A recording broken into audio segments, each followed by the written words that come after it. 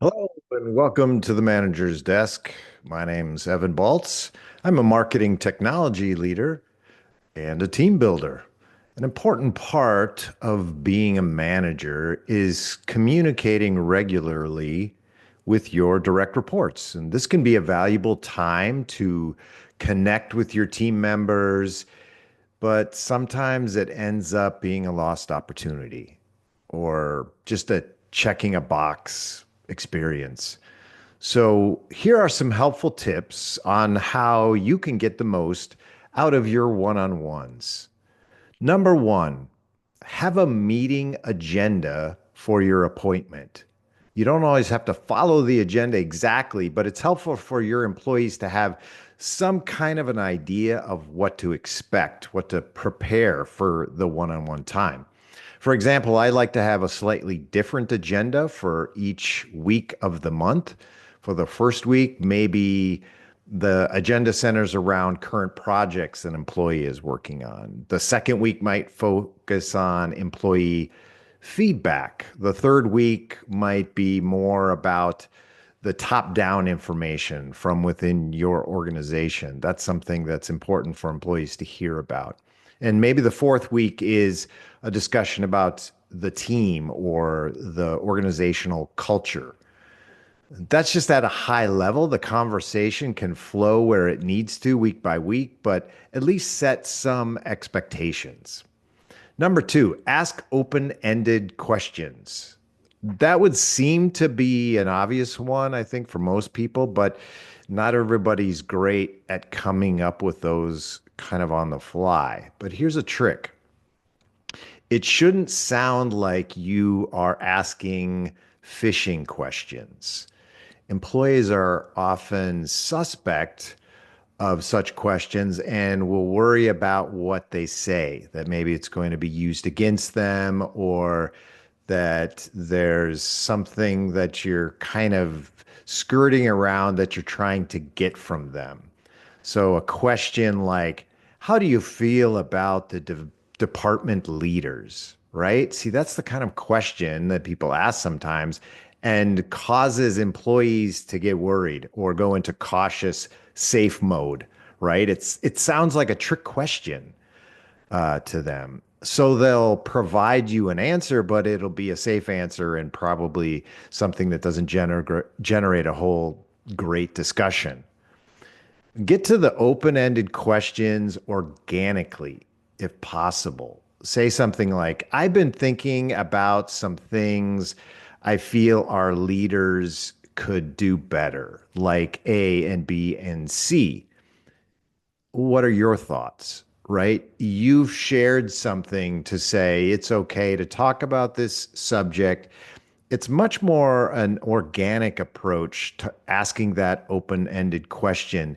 It feels safer and it is safer, right? And make sure that it is something that is just between you and the employee, but that you'll take their feedback and the themes from other employees and work on it over time. Number three, speaking of feedback, is seek feedback. A question sometimes to ask is like, is there anything as a team that we as a team could be doing better or need to pay more attention to? Right? Doesn't that comes across less as a trick question, but you're seeking their feedback and you really want it. And it's important over time to have that level of openness with your employees so that they understand that the feedback is actually helpful to you, that you need it as their manager. You want to understand what their concerns are. You want to know what types of things that maybe need to be improved or that you as a manager need to focus on for the team. Number four, share your own thoughts to make it okay for them to do the same. I can't really stress this one enough. And here's why. If you're only asking questions and receiving answers or feedback from your employees, and you're not offering your own thoughts about things, they might feel that, again, that it's kind of a trap. It's kind of an interview rather than an open, honest discussion. And it's important not to have, formulaic questions. Don't look as if you're looking down and reading them off a sheet of paper. You want to get into them by sharing your own thoughts. This can be controversial sometimes, I know, with people because I've heard leaders sometimes say, you have to you have to toe the company line all the time. You can never complain about the organization or the leaders because then, it'll come off that you're negative or that you're bad mouthing them or whatever. I don't agree with that. I think it's really important for you within the confidence of your employees to talk about what you may be frustrated about, where you see roadblocks within your department or organization. Because if you don't do that, they will feel that this conversation is one-sided. They will continue to provide safe answers, company line answers. They'll say, nope, nothing's wrong, everything's fine. If you don't sort of start that conversation with your own honest thoughts about people and processes and whatever else within your organization, if you're not honest about it, it's unlikely that they will be honest about it. This is how you get an organization where no one ever talks about the elephant in the room, right? The only way into that conversation is to be honest yourself. You have to be careful, though, that it's not gossip or that you're not giving away, personal information from other people. It's just your thoughts about it. Something like, I feel as an organization, we're not doing a good job of following up on promises and goals that have been made. I think we're working on the wrong things to achieve those goals. And give a for instance, this project that we're doing, it seems kind of silly because it doesn't roll up to one of our goals. That allows your team member to say, yeah, I agree. And I also think that we should focus on that is invaluable information for you as a manager. So it's very important to do that on a regular basis. Keep it between you and your employee, but have those honest conversations, and you have to lead the way. Number 5, listen. It's as simple as that. Listen. Don't be looking at your upcoming meeting. Don't be looking at your Outlook or your phone or being distracted. And don't also be thinking about what's the next thing I'm going to say. What's my next question on the list? I just want to get through these questions and get this one-on-one done so I can get to the next one. Listen, and not just listen to the words that they're saying, but pay attention to those things that we've already talked about in terms of, is that a safe answer? I've caught employees sometimes giving me a safe answer, and I'm like, nope, nope, not taking it. That's not what you think. That's a safe answer. That's an answer you would give to somebody in HR. I want to hear what you think. It's really important to me. We can't succeed if I don't hear your honest thoughts.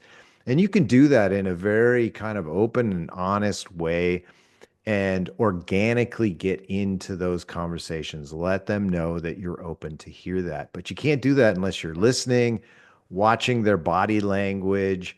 How are they talking about the subject? It's important to pay attention to those things. It starts with listening. Number 6, tell your employees that you appreciate them and their thoughts and their feedback, and actually take that to heart and tell them you're going to do what they recommend. Hey, John, you're the subject matter expert. I want to hear your thoughts because we're going to do what you say and mean it and follow through and circle back on that the next conversation and explain to them how, hey, last week, remember when you suggested this? Well, I took that up the chain. That's exactly what we're going to do. Everybody else thought it was an excellent idea. Letting your employees know that you appreciate them. This isn't a thing to offer false praise, right? You don't want to do that because then whatever you say, they're going to feel like, yeah, you're just saying that, right? That's just something that's, you have to say. I remember one time my son, when he was like in second grade, he got his report card, and in the comments section, the teacher wrote a really nice comment about him and his participation in class. And I read that back to him and I said, "That's great." And he said, "Yeah, they probably say that to everybody." And then a relative of mine who's a teacher said, "No, we don't say that to everybody. Let me tell you that we don't. We if it's truly earned from a kid, we will write honest feedback to them like that. You have to do the same thing with your employees. It has to be honest and genuine, and talk about it organically.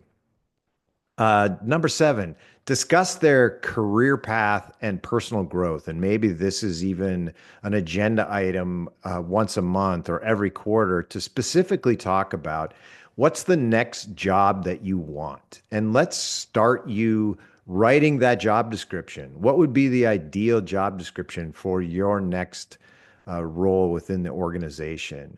And then start to evangelize that to other departments in the organization and to your supervisor to work towards that promotion for them. And talk about job growth too, in terms of what additional responsibilities would you like to have and what's the path that you'd like. Maybe you want a technical path, maybe you want a management, people management path.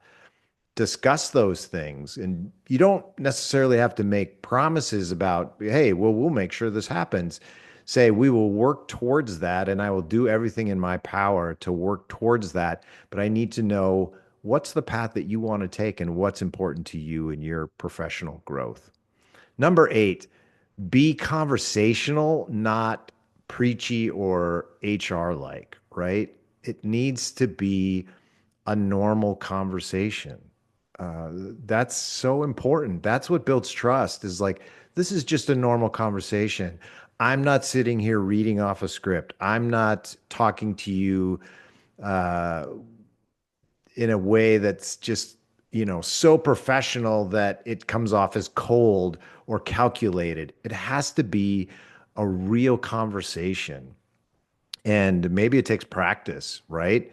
Maybe start off with some just normal conversations about, whatever might be interesting to you or to your employee and sort of work in some of those open-ended questions and organic feedback along the way as well. But be conversational.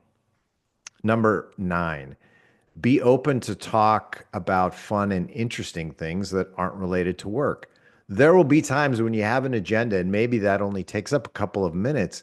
Let the conversation organically go towards something that the employee finds interesting to talk about. I like TV shows. I like to talk about TV shows, especially if they're well written. And so sometimes a person may mention something that relates to a TV show plot. So I might talk about that. I may talk about some of their favorite TV shows and why, or movies, or music, or whatever it might be. Let that conversation just happen. Say, man, that kind of reminded me of something on Breaking Bad where the character does this and that. And, I really kind of learned something about how people react when they're confronted with a situation, right? Tie it into something with in your position or theirs and just have a conversation about it and just see where it goes. It might be interesting both for you and for your employee, and let them know that it's okay, like to wander off onto a topic in an organic way. And number 10, discuss discuss coaching tips by talking about something you've learned and how it made you better rather than telling them what to do, right? Rather than having a list. Okay, so employee Dave, I want you to do X, Y, and Z, right? And I feel it's necessary for you to do X, Y, and Z for you to be successful. Nobody wants to have a conversation like that, right? That's not normal. That's not something where you're building trust. Uh, Talk about something that you've learned through maybe a mistake you made. You know what? I was in this meeting and I stated my opinion right at the beginning of the meeting and I got us all off track. And then by the time we got back on track, we were out of time. And, I learned that I should probably maybe hold those comments to later to see if, others were interested or others had thought on that, and maybe that I could jump in then and offer a comment or a solution later on. Whatever it might be, that's an opportunity for you to demonstrate something that you learned and now are now applying, and it's helping you. This is a way to coach employees, say, without even having to say it, see, that's what you should do in that situation. And you can do this not even with your employees. You can do that with your superior or with your coworkers or the people within your same pay grade. You can do the same thing. Here's what I learned in a situation, and maybe it's something that they struggle with. So you show them how you learned a valuable lesson and you grew through it. It's a way to coach the people around you about behaviors, but you're doing it in a way that's more approachable because you're saying how you made a mistake or something that you weren't doing right, and you figured out a way to correct it. And people take that to heart, right? Here's what I did in this situation. Without having to say it, you're implying that maybe that's wisdom that they can now take and apply themselves. Works good with your kids too. But above all, be yourself and be genuine and be honest. All of these points might be helpful tips, but you got to be honest and you got to be yourself and you got to be a genuine person. Trust building takes time. Sometimes with some people, it takes months of one-on-ones and talking in and out of meetings and stuff to be able to build that trust. But if you use these 10 tips, I think not only will you be building trusting relationships with your team members, you'll also develop your team's professional abilities, and you will be building long-term relationships that last years and perhaps throughout both of your careers.